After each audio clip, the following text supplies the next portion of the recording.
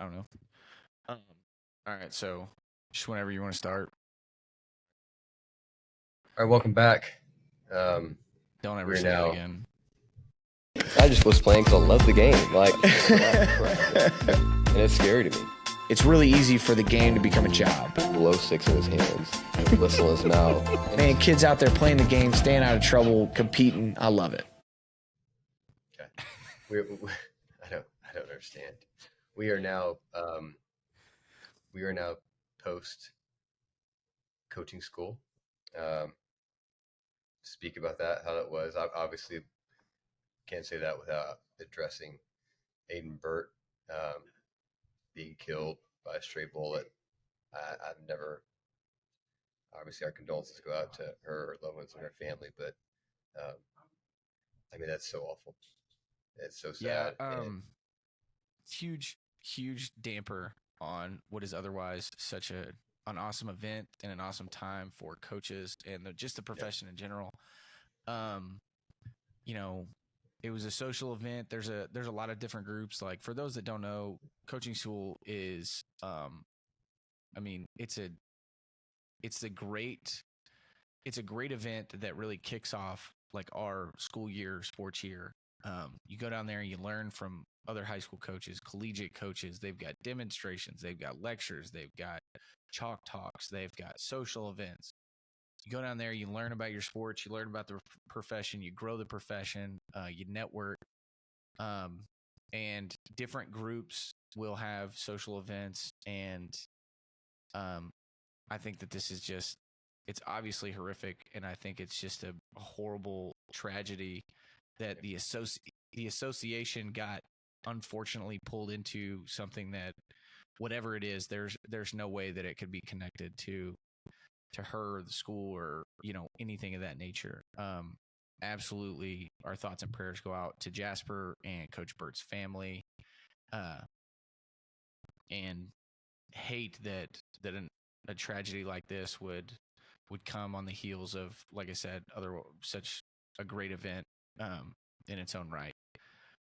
Coaching school is, to me, I actually had this conversation with a coaching buddy of mine, because like in the state, there's Texas, everybody's a teacher, everybody's a coach, so you're a full-time school employee, and there's really two different philosophies and approaches to your kind of ramp up for the season, 2-a-days, volleyball, whatever it is. You can either go to coaching school as a staff or majority staff, or you can go on a retreat. I think there's obviously benefits to both.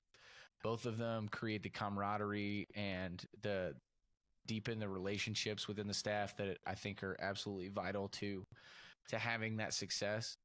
And you get a chance to kind of get away, isolate when you want, talk ball, kind of prep. I know a lot of staffs will use that, no matter where you are, as like an install preps, start having those meetings, things of that nature. But if you go on the retreat, you get the opportunity. I know guys play golf, or they go to the river, they'll go to a shooting range, things of that nature. And to me, the value that I've always seen, and what I was sharing with a buddy, is that coaching school provides the ultimate like networking and professional growth opportunity, along with those situations to grow to close with your staff. Baylor, UTEP, Houston, Texas State, Texas, TCU, SMU, Texas Tech, all UTSA, all of those football staffs are going to be at coaching school. All of them are going to talk in some capacity, whether it's head coach, OC, DC, special teams coordinator, linebackers coach. By the way, shout out Josh Bookbinder, the inside linebackers coach at Texas Tech, Baylor grad. Great guy. He was one of those guys that when I was a young nobody walk-on that he would talk to me like a human, and you never forget those guys. But they're all there, and you as a coach get the opportunity to talk, interact, whether it's football, whether it's life, you just get to know them. And they covet it just as much as we do, because those relationships are vital in recruiting and, whatever their next step from that school might be, who you might know. It's networking opportunities on each end. And that growth is huge. That's why I love coaching school is, when I was 25, 26, going for my first couple years, I was trying to drink out of the fire hose. I was trying to soak it all in. I was going to change my offense. I was going to do 14,000 different things. And as I've gotten older, talked to, guys that have been a few more years, you're always looking for the one thing. Is it a culture thing? Is it a scheme thing? If you can take one thing back and effectively apply it to your program and your program gets better, coaching school was worth it. If you can meet one person that adds to your network, that adds to the professional relationships, then coaching school is worth it.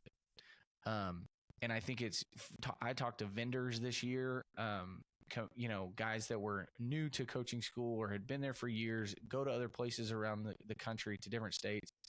And the overwhelming theme is like, it's just different.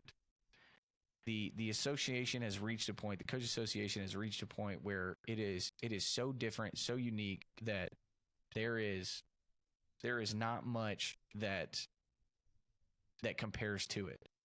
And that's one of the reasons that I'll always go back. It's a special place, it's a special event, and it creates special opportunities for coaches to grow. And you've been, not lately, but you've been before, and I'm sure you can attest to the same thing. Yeah, I mean, shout out Joe Martin, first off, Texas High School Coaches Association. I will say this, like, being now in Tennessee, every state has their own coaches association. I do feel like, and I'm biased, but I do feel like Texas is the model for many things, but especially in regard to the coaches association, of how you should deal with things with the legislature, with everything that you deal with, coaches, schools. They are so intact. I feel like they really are the blueprint for how really a coaches association should work in conjunction with schools and the state. I mean, they're so good at what they do. And obviously the convention that they've now made to where, I think, what was the record? Was it 18,000 this year or something crazy like that? What was 18, the number? I could be way off. It was almost 19,000. It was 18. I believe the final count was 18,706. Yeah. High school coaches, junior high and high school coaches across every sport, all in San Antonio. And like some of the unique things, I kind of touched on it, is like the convention floor is like where all the booths are set up for BSN, Huddle, Adidas, Under Armour, Nike, Rydell, Just Play, Go Route, Sullivan Screening, Game One, all the but then there's a basketball court that's set up and they're doing on-court demonstrations. There's a volleyball net set up and they're doing on-court demonstrations. There's a turf field set up that our boy Ryan Martin did an O-line indie talk, and they're doing demonstrations. Seth Parr, state champ Seth Parr, that we talked about a few weeks ago, he was out doing quarterback demonstrations. So not only do you get to go hear these guys that, because the big knock can be like, oh yeah, let me watch Sarkisian pull up their offense and, oh, here's why we did this. And it's very simple. It's like, yeah, Quinn Earstone and Xavier Worthy. Like, I don't, Jeremiah's not doing that. Trevor's not running away from guys like that.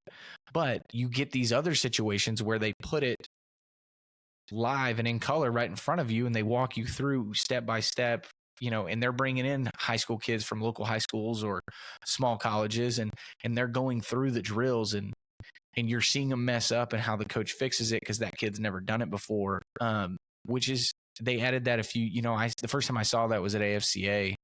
Our boy Clifton Odom, who's climbing the collegiate ladder, he was doing a DB demonstration at AFCA a few years ago on the turf, and then lo and behold, the next year the THSCA adds it, and it's grown, and it's just so many learning opportunities that I think, like we said, are very unique. But the big thing you have to take away from it is that it's just like our kids. It's just like anything in life. There's guys that hey, we're going to coaching school, and they go down there to play golf and socialize. And if that's what they want to do, they're going to get it done. But if you go down there and you want to learn and you want to grow your network, you want to grow as a coach, then you will, because the opportunities are just perfectly laid out in front of you. So it's all about intent and approach. And I can say that it's the type of event that really reinvigorates you, like, and you sends you home with momentum as you go finish getting ready and roll into two-a-days, or, whatever that first sport may be for you. Yeah, that was my biggest thing, was like, when you're talking about coaching school, to me, it's always one of those where you go into it with genuine curiosity, and you are, because especially as a coordinator, when you go to an event like that, I think it's very important that you kind of, take the blinders off and you get out of your own systems world, if you will. And it's a good chance for you to see it through somebody else's lens and to see what's applicable within your system. Otherwise, in my opinion, you're wasting your time. And so I think, to me, it was always one of those, like, let me see how somebody else does duo. Let me see how somebody else does this and see the why behind it. Is it applicable? And secondly, it's, to me, when I was in Texas coaching school, obviously growing up, and then my initial years coaching in Texas coaching school, to me, that was like the trigger of, like, once you get back from coaching school, that next day you're back. That's when you go to your wife and you're like, hey, you know what time it is? I'll see you in a few months. And so it was a chance to recharge and to know that, okay, well, after this weekend's over, we're hitting the ground rolling, and we're really into the grassroots of it.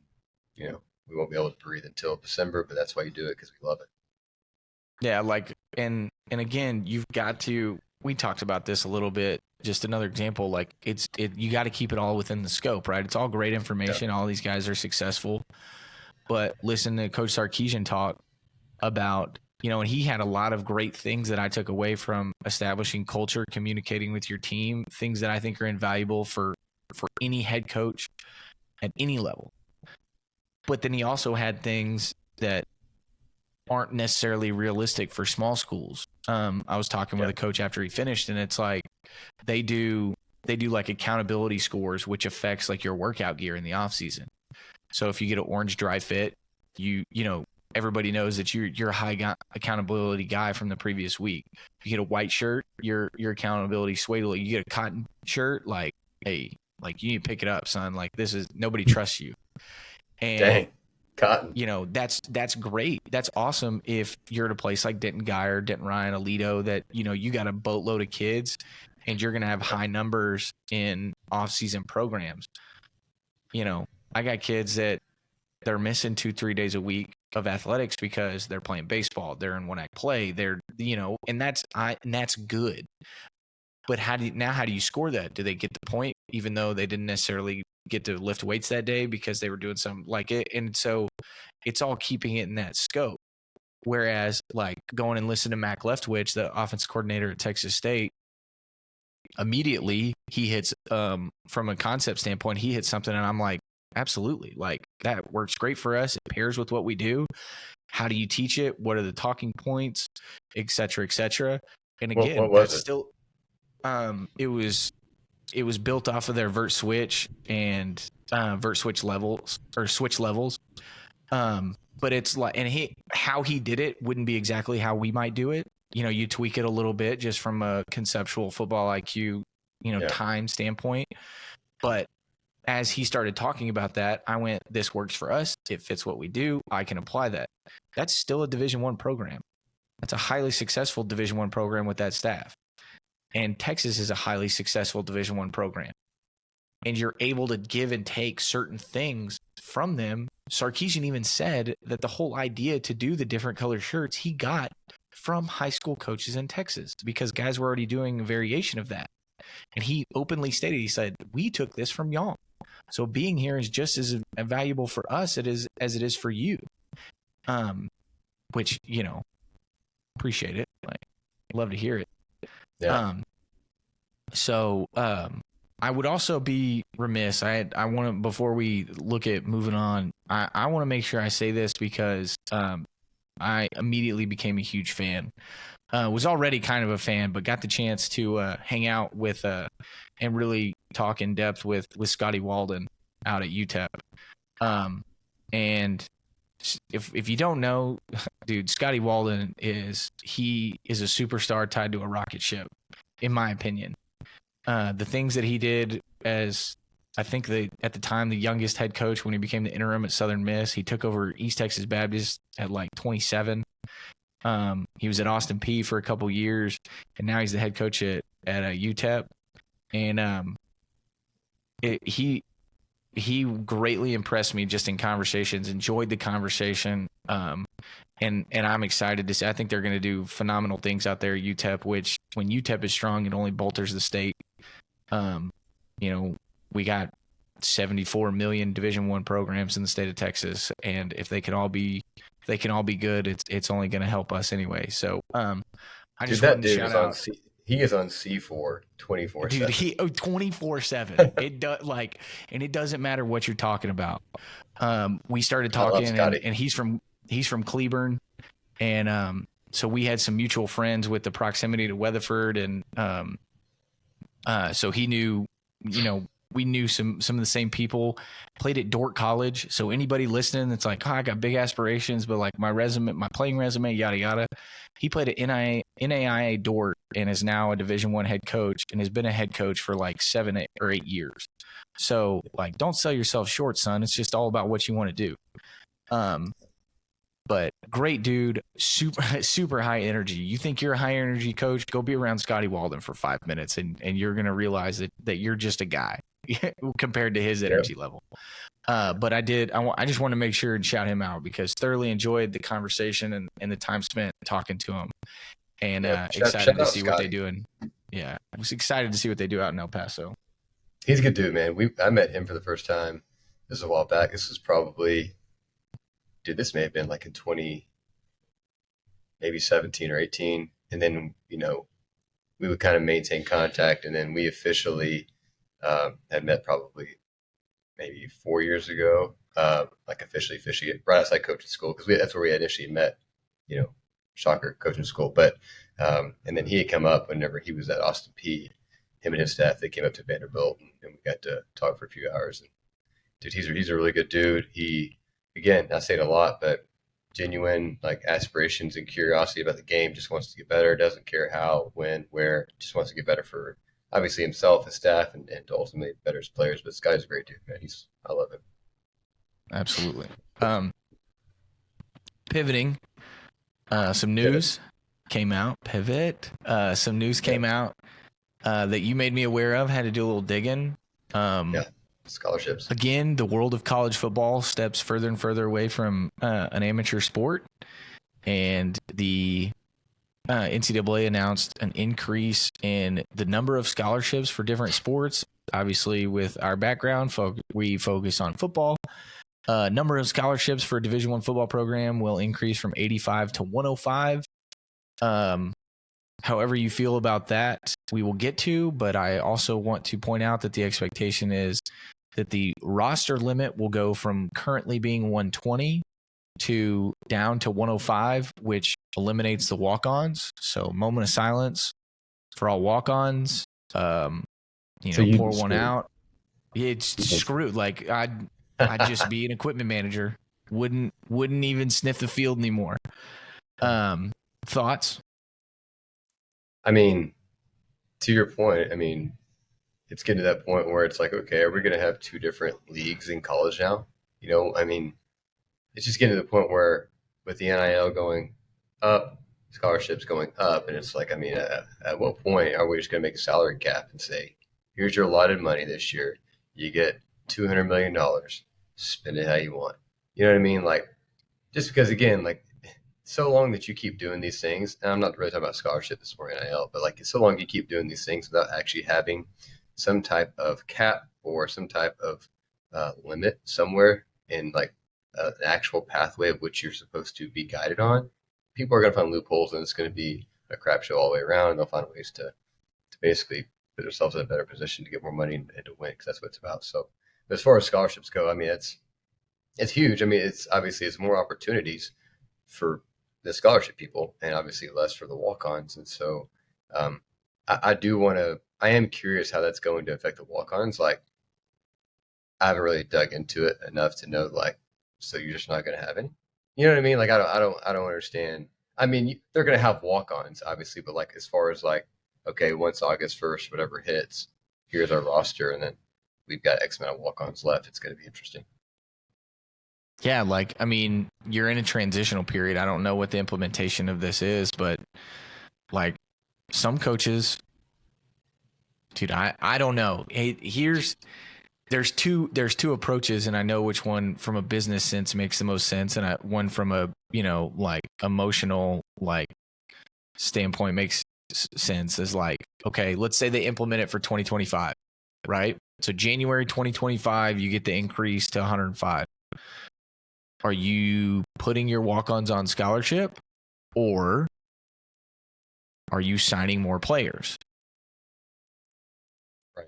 Yeah, I mean, it's and that's there's the balance obviously, to the NIL. there'll be an escalation ladder, right? Like they've done, where like when a team gets in trouble and they're like, you can sign 18 kids this year and 20 kids the next year before you get back to your 25, right? Where they get scholarships taken away. I'm sure there's going to be an escalation principle there, but like, I mean, for all intents and purposes, if I can have a roster of 105, but I only have 105 like scholarships, is there a walk-on? And like, now, to me, the walk-on holds a special place. Obviously, I was one, right? Like, and I get it. It's not that big of a deal to a lot of people, but it was a big deal to me. It put an opportunity in front of me that a lot of people didn't think that I could get or that I really deserved. But you also, walk-ons view the game, whatever the game is, they view it through a different lens than their scholarship teammates. Because they're viewed through a different lens than their scholarship teammates. And you learn more about people. How does the strength staff treat you? How do your teammates treat you? How do your coaches treat you? You're either going to learn something about them or you're going to learn something about yourself. And if you're a walk-on that people think you got there because of your last name, and you don't prove through your work consistently and consistency and dedication, then you're going to get treated a certain way. And that's just is what it is. On the other hand, if you shut your mouth and you stand where you're supposed to and you show up early and you work really hard and you run through the vomit and you do all those things, there's a certain level of respect that gets added that you have the opportunity to go earn. Some people won't give it to you, and that tells you about them, but most people will, and that'll tell you about you. So losing that opportunity, to me, that's kind of the nail in the coffin, like the final dagger of like the amateurism aspect, because like it wasn't last year or maybe 2 years ago when Texas A&M had the all walk-on kickoff team. Like, that's so cool. That's so cool, and like such a unique situation that if this reads the way that I think it reads, it's gone. Yeah, I will say, I know that, or I believe the ultimate gift that a walk-on can give their teammates, the ones that have scholarship, is like the gift of gratitude. Because like most of your players that are on scholarship, when they see somebody like yourself, a walk-on who's done everything they can possibly do to get to that spot, and they've had the complete opposite path for the most part of what those guys on scholarship had, is getting to that point. If they're willing to see it, it's like it should make them grateful for the position they're in, that they have the scholarship. And then also it should make them grateful for that person to be on their team. Because it's like, man, I want that guy on my team because like, look what he did to get here. He's fought tooth and nail. He's been through this and that, and he's still here. I feel like normally your older players, just in my experience the last 2 years, that's the amount of respect that they would treat those walk-ons compared to even the other guys on scholarship was such a drastic difference there. Because they knew, maybe it was because they were older and they had more experience, they're 3 years in college and they've seen the walk-ons come in and out and what they have to deal with. They like have a much more appreciation for like, wow, like you're sticking this out and you're doing it, and you're having to find ways to pay this and that. It's, I think, the gift they give everybody else is gratitude. You can see it. Yeah, and there's countless situations of that being noticed. I mean, what was it a couple years ago? at, I think it was Eastern Michigan or maybe Ohio University. A scholarship offensive lineman was like, I'm good. My family's done. We've had conversations. I'm going to give up my scholarship for this walk-on lineman because of what he represents, what he does, his consistency, is, how great of a teammate he is. Like, we're losing, if this again reads the way that I think it reads, we're losing those stories. We're losing those opportunities. I mean, I like I said countless times this weekend talking to different people, but like I talked about Bookbinder, there was a list of guys that they treated me noticeably different in a good way when I was a young walk-on. I sat in a position meeting room with a lot of NFL talent, and I did not have on blinders or have an unrealistic viewpoint of the world. Like, I knew where I stood in the physical capability pecking order, and I knew, what that looked like. But I remember the guys that treated me like a human, like an equal early in my career. And I also remember how early on I had to learn that I can't just go out there and do what Terrence Williams does or Josh Gordon does. I can't, my game don't look like that. And it taught me that I've got to find other skills. Just because I can't do it like them doesn't mean I can't do it at all. But my version of the game has to fit my capabilities, and it's going to look a little bit different than those guys. And I begin to process information and process my preparation in a different way because of that harsh reality. And I knew that if I didn't do that, I'm not going to be able to do those things. But also, if I didn't find a way to be successful within the scope of my physical ability, I'm not catching anybody's eye. I'm not popping on camera. I'm not doing any of these things.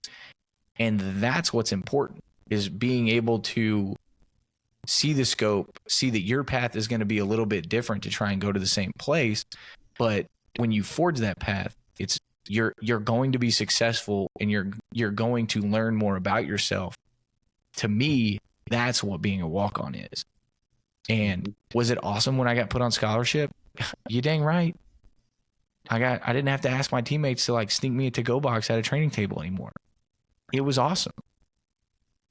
But it was that much more awesome because of everything I had been through as a walk-on.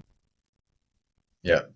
One thing you said there, and this is probably going to change the subject a little bit and get more into football and stuff like that, but I'm not going to dive into it. But I had a kid ask me maybe today or yesterday at practice, hey, it was a receiver. Hey, on this route, can I take this release?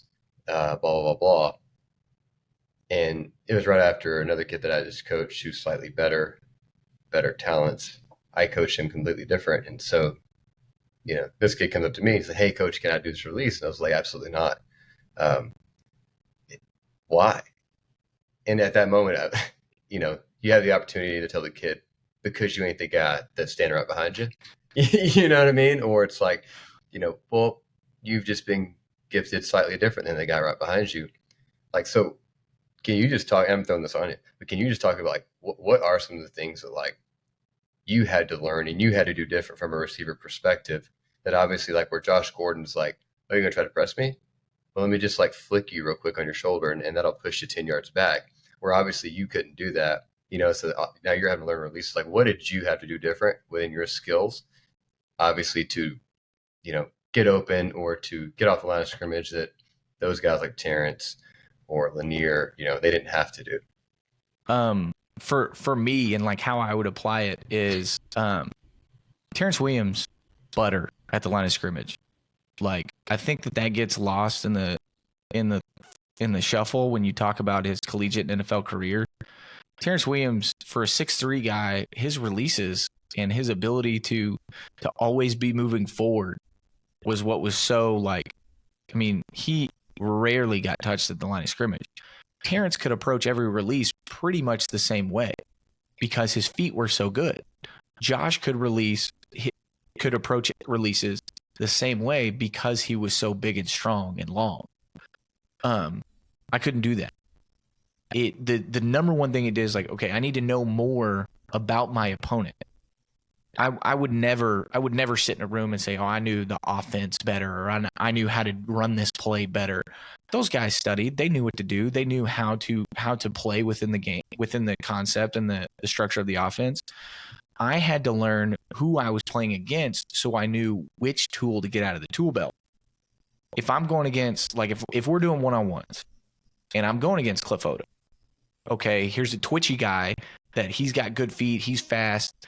I'm going to have to use a different technique than I would if I'm, playing against Antarius Bryant, who's a 6'3" corner that had a wingspan, as big as a kite, right? And not necessarily you start to fall into maybe like that jack of all trades, master of none. Like there wasn't a play and there wasn't a route where I walked up and I could run it the same way every time. And that was because depending on who my opponent, there were opportunities that presented themselves in practice during one-on-ones. Hey, you can go be physical with this guy, and you best believe I took him because you got to get that on tape too. You got to know how to do that. If you're going to put a guy out there, a young, 5'9", 175, 180 pound corner out there, that's an opportunity for me as a 21, 22-year-old to be physical, and I need to take it because that's one more thing they got to think about, and that's one more thing that I can put on tape. Back in the olden days, in the late 2000s, in 2008, 2009, you could still cut block.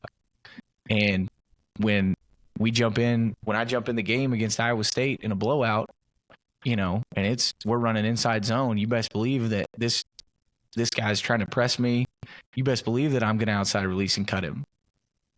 Not just have it in his head. It's on tape, like all the reasons. And so that was the thing that I took away is like, at that moment in my career, at that moment in their career, they had one or two things that they were really good at, and they could beat almost anybody in the country with it. I didn't have that luxury, so I had to start building the depth of my toolkit a little bit sooner. And I think that the guy, you get to the NFL, you better be able to do that, right? That's what everybody talks about is the diversity, but not a lot of guys are forced into that situation at the collegiate level, and you don't know what you don't know. So if I can beat you with, these two releases on any given route, then I'll do that. And when I become a junior, a senior, a draft prospect, I'll start to add to that. I just had to do it a little bit earlier.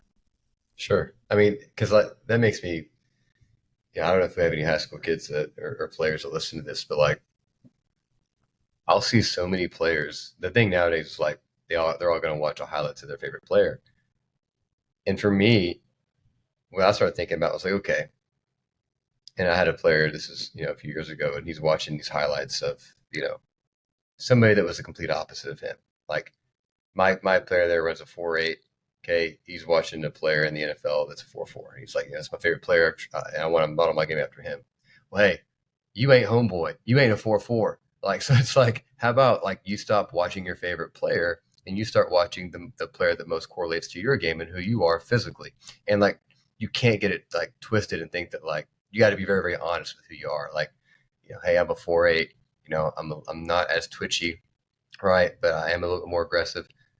I'll watch highlights of that person because maybe that's, that's who I am versus like I'm watching a twitchy 4.4 guy that is, fastest 60 in the country. And it's like, that'd be my advice to all these kids is stop watching your favorite player and start watching the player that is most similar to you, because that's where you'll learn from the guys in the NFL and even in college that if they're having success and they are physically similar to you, athletically similar to you, like watch those guys, not just your favorite guy. I mean, that's fun and all, but you ain't getting much from it. Yeah, you're a fan. You're not a student. It's two different categories. That's right. Like that helmet, that helmet back there. That's not my high school helmet. That's a Cincinnati Bengals helmet signed by my favorite player, Chad Johnson. Your boy didn't play like Chad Johnson. Loved him, loved his game, loved watching him. But like, my two favorite players, my favorite NFL receiver, Chad Johnson, my favorite collegiate receiver was Jeff Samardzija. Like, and the sad reality is my game was not either of those because Samardzija was like 6'6", and Chad Johnson, he's like the only player that's ever been able to make a one-step cut. And so if I would have tried to be if I would have tried to be the square peg going in the round hole, I'm not getting better, and I'm not getting the opportunities to help my team. The last thing I want to say about being a walk-on is I think that it's a unique relationship with your teammates. And the guys that you're around for 4 or 5 years that see, I mean, Jordan Lake told me when I was a sophomore, he was, I saw him fold a new walk-on up like a lawn chair in an inter squad during spring ball. And I said, why didn't you just pick that ball up? And he said, sometimes you just got to find out if the guy wants the t-shirt. Like you have to go through peer tests along with coaches' tests. Yep. They want to know, are you here to say that you're here, or are you here to contribute and make us better? And you learn a lot about yourself. You're tested with things that a very small portion of the population can relate to. And I hope that there's a way that the walk-on lives on with this whole rule change. But because I'll be very sad if it doesn't. Sure. Well, hopefully not RIP walk-ons. So last week I had to tell an embarrassing story of locking myself in a revolving door. Do you even call it that? What do you even call it? I just call them revolving doors. Revolving door in a revolving door Tom house. There was a time, and I'll let Travis expand on it, to where I was training Nathan Elliott at the time, quarterback at UNC, and so we took a trip down there, and we were going to watch some film. My intention was because I think they were arid at the time, I believe. They were pretty multiple. They were usually, because they had the big they had the Georgetown tight end. They had a couple big tight ends that they would use. Yes. Yep. And so they were multiple. I was really excited just to whatever college or high school coach wants to do, which is let me see your scheme. Let's go through your scheme. Let's talk through it. I can pick a couple things out of it, and I'll use that from where I'm currently at. And Travis can explain it, but we ended up watching basically one concept for 5 hours straight. And we walk out, and obviously I was pissed. And I'm oblivious. I have no idea. Ruined the whole thing. The whole trip is just ruined now. I wanted to eviscerate you, but so you can go ahead and expand on that. So, preface to, we'll get into the meat and potatoes, but we did it a couple times while Nate was out there. First time, we're stupid, and we drove. We jumped in the Hyundai, and we drove from Texas to Chapel Hill and back, and we were only there for 2 or 3 nights. Horrible decision. Yeah. Saved a little money, didn't save a lot of pain. But the next time we flew, learned our lesson. But the time he's talking about, okay, I either want to know everything or I want to know nothing. That is my personality. And we had worked with Nathan, we had worked with some receivers, and now we had a day, a half day. We were in the facility. We had full access to one of the position meeting rooms. I think it was the lineman, because it had the lounge chairs. Shout out to the big boys. Always take care of them. College coaches, put your lazy boys in the O-line meeting room. And we get in there, and he's not exaggerating. We watched counter out of the same set for 5 hours. And it was because I stupidly was like, hey, let me start with this. Let me have the remote. And then I'll throw it to you here in a little when we get to the next concept. Well, we never got to the next concept because I wouldn't stop pressing rewind. I wanted to be perfect at counter. And at that time in my career, I didn't understand how valuable the Jimmies and the Joes were. I was still if your X's and O's are solid, everything's solid. And I convinced myself that if I watch these same 3 clips for the next 5 hours, I can teach counter to anybody, and we can run it for 4,000 yards a year, and no one will ever be able to tackle us. And I'm just rolling it back, taking a note, asking Trenton questions, rolling it back, taking a note, and asking Trenton questions. And I noticed that his answers started to get shorter. And I noticed that his input started to get less and less. And then Nathan walked back in and was like, "Hey, are you guys ready?" Like, blah, blah. And I was like, "Oh." I looked at my watch and I was like, "My bad." And Trenton didn't talk to me. We went to eat. Trenton didn't talk to me for at least 2 hours. And he was like, "I hate you. I hate everything about you. I hate everything you stand for as a coach." But the lesson, teachable moment, right? Don't make the same mistake twice. The lesson in that is, A, use your time wisely. And B, don't be selfish with the cowboy. That's right. I'm glad you learned that. So that'll never happen again. I was so fired up to like, dude, they got some good concepts. Let's dive into them. And I'm like, really? We're going to look at a concept that we can put on YouTube in 5 minutes and we'll that there's 400 teachable teach tapes on CoachTube and YouTube, and you could buy anything to learn counter. Yeah. Well, hey, you live and learn. Yeah. Are you running counter? I bet you know how to do it well. Right. Travis can tell you now, so that's good. All it took was 5 hours and 3 clips. 7 right. years ago. Jeez.